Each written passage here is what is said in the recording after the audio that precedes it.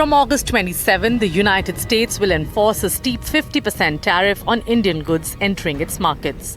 The Trump administration has slapped the 25% additional duty on India as a penalty for purchasing Russian crude oil and military equipment. Say the Russian oil import in India is making because it is economically viable. Now, in case we do not buy the Russian oil, we will be economically inefficient. So that's not possible. Then the economy is otherwise going to suffer.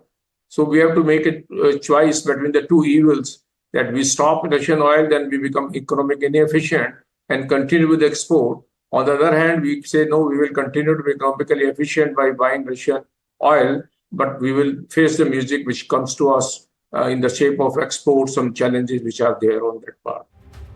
Analysts describe the new tariff regime as one of the most severe trade shocks India has faced in recent years.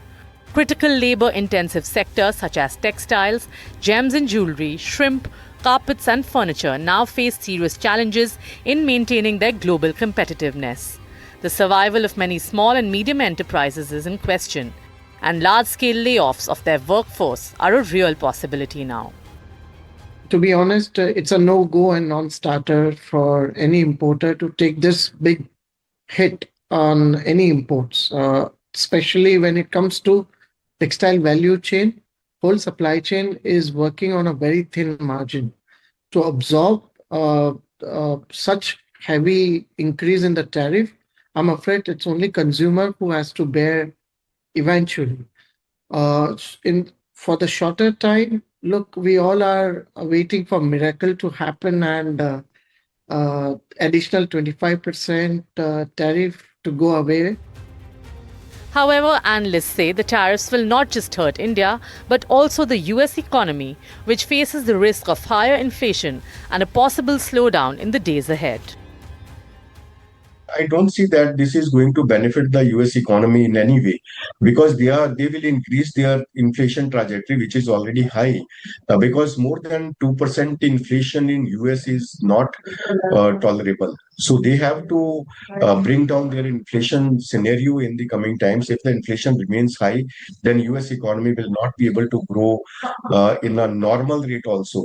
And their growth rate is not that much impressive. They grew at around 1.4% during the earlier Trump tenure of 2017 to 2020.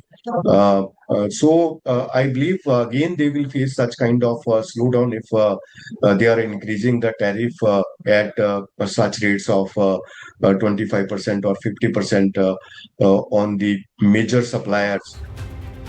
GTRI estimates that India's exports to the US are expected to decline steeply to approximately $49.6 billion in FY 2026 due to Washington's new tariff regime.